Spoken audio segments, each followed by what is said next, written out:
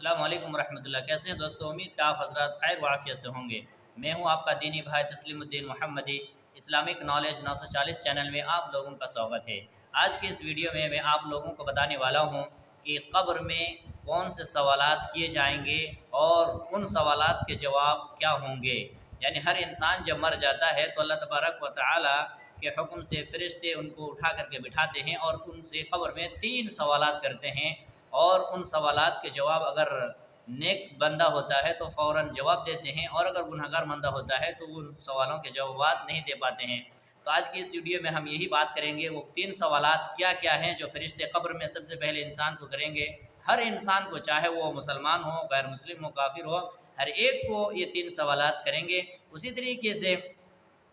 ہم یہ بھی جانیں گے ان 3 سوالات کے جواب بھی کیا ہے، ان کے جوابات کیا ہیں، اگر صحیح جواب کیا ہے ان کو ہم جاننے کی کوشش کریں گے۔ محترم حضرات، آئیے سب سے پہلے ہم یہ جانتے ہیں کہ ایک انسان جب مرنے کا وقت قریب آتا ہے، اس کی ملک الموت جب اس کی روح کو قبر سے ان سرے سے پرواز کرنے کے لیے آ جاتے ہیں، اس کی موت حلق تک پہنچ جاتی ہے، تو اس کے پاس جو فرشتے، 2 قسم کے فرشتے انسان کی موت کو، ان کی روح کو قبض کرنے کے لیے آتے ہیں۔ ایک قسم کے فرشتے وہ نیک، جو مرنے والا اگر نیک ہو، صالح ہو، اچھے عمل کر کے اگر وہ زندگی اچھے سے گزارا ہو، تو ایسے لوگوں کے پاس فرشتے جو ہے ایک خوشبودار کفن، سفید کفن لے کر کے ان کے پاس حاضر ہوتا ہے، اور آ کر کے اس مرنے والے نیک انسان سے کہتا ہے، یہ روح تو نکل جا اپنے جسم سے، یہ روح تو اپنے مقصد حقیقی کی طرف، اپنے مالک کی حقیقی کی طرف نکل جا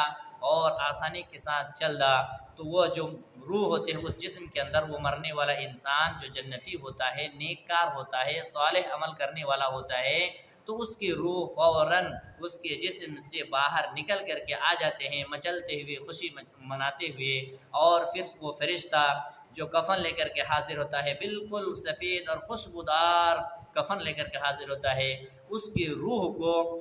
فرشتے اس کفن میں لپیٹ کر کے آسمان کی طرف چل دیتے ہیں، اور جب پہلی آسمان پر پہنچتے ہیں تو دروازے کھٹکھٹاتے ہیں، آواز دے جاتے ہیں، کون؟ کہتے ہیں کہ میں عزرائیل، اور میرے ساتھ یہ آپ فلانا بندہ نیک بخت انسان۔ اس کے لیے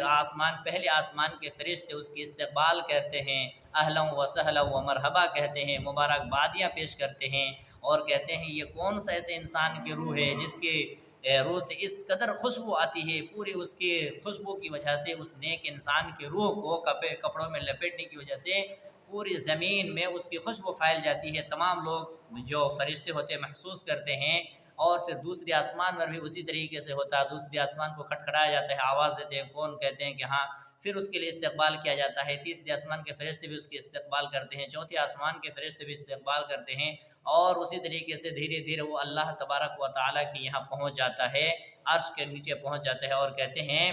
کہ اللہ تبارک و تعالیٰ کا یہاں حاضر ہوتا ہے۔ اللہ تعالیٰ کہتا ہے کہ میرے اس نیک بندے کا نام، میرے اس نیک بندے کا روح علیین کے نام پہ لکھ دو، اور اس کو واپس لے جا کر کے پھر قبر میں دفن کر دو، اس لیے کہ پھر ایک دن حشر کے دن پھر انہیں جمع ہونا ہے۔ فرشتے اللہ کے حکم سے اس کی روح کو، پھر اس کے جسم کو اور اس کی روح کو، پھر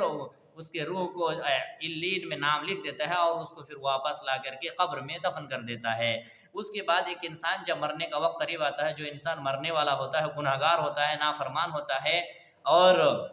کافر اور مشرک ہوتا ہے، تو ان کے پاس جو فرشتے روح قبض کرنے کے لیے آتے ہیں، تو انتہائی ڈراؤنی شکل اختیار کر کے، انتہائی خطرناک شکل اختیار کر کے فرشتے ان کے پاس آتے ہیں، اور ایک نہایت ہی بدبودار قسم کی کفن ان کے ساتھ میں لے کر کے آتے ہیں، اور اس فرشتے اس روح سے کہتے ہیں کہ یہ خبیث روح، یہ خبیث نفس، تو اپنے رب کے حکم سے، اور نکلنے کی کوشش نہیں کرتا، کیونکہ وہ روح اپنے اصلی ٹھکانہ دیکھ لیتا ہے کہ ابھی میرے ساتھ برا ہونے والا ہے، اس لیے اس کے جسم سے وہ نکلنے کی کوشش نہیں کرتا، ادھر ادھر چھپنے کی کوشش کرتا ہے۔ اللہ کا حکم ہو جاتا ہے، فرشتے ان کے گلے میں ہاتھ ڈال کر کے ان کی روح کو قبض سے ان سر سے پرواز کر لیتے ہیں، اور اس بدبودار کفن میں لپیٹ کر کے اس کے روح کو آسمان کی طرف چلنا شروع کر دیتے ہیں۔ پہلے آسمان پر پہنچتے ہیں،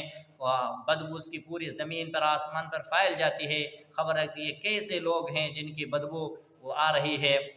پہلے آسمان کے فرشتے دروازہ نہیں کھولتے ہیں، کہتے نہیں نہیں یہ اتنی بدبودار روح ہے، اس کی بدبو اتنی خطرناک ہے، آج یہیں سے اس کو واپس لوٹا دو، اوپر جانے کی اجازت نہیں ہے ایسے گندے روح کی۔ پھر اللہ تبارک و تعالیٰ کے حکم سے اللہ حکم دیتا ہے کہ میرے اس بندے کی روح کو یہ سجین کے نام کے میں لکھ دو، جو جہنمیوں کی جگہ ہے، سجین کے نام کی فہرست میں لکھ دو ان کا نام، اور پھر اسے دوبارہ قبر میں واپس لوٹا دو۔ اس طریقے سے مرنے والا دو طریقے ہوں گے، یا تو جنتی ہوں گے یا جہنمی۔ ان دونوں کو جب ہم اور آپ جو دفن کر کے آ جاتے ہیں قبرستان میں، قبر میں دفن کر کے آ جاتے ہیں، جب سارے لوگ قبر میں دفن کر کے 40 قدم چل کر کے آ جاتے ہیں، تو وہ مردہ کو اللہ رب العالمین کے فرشتے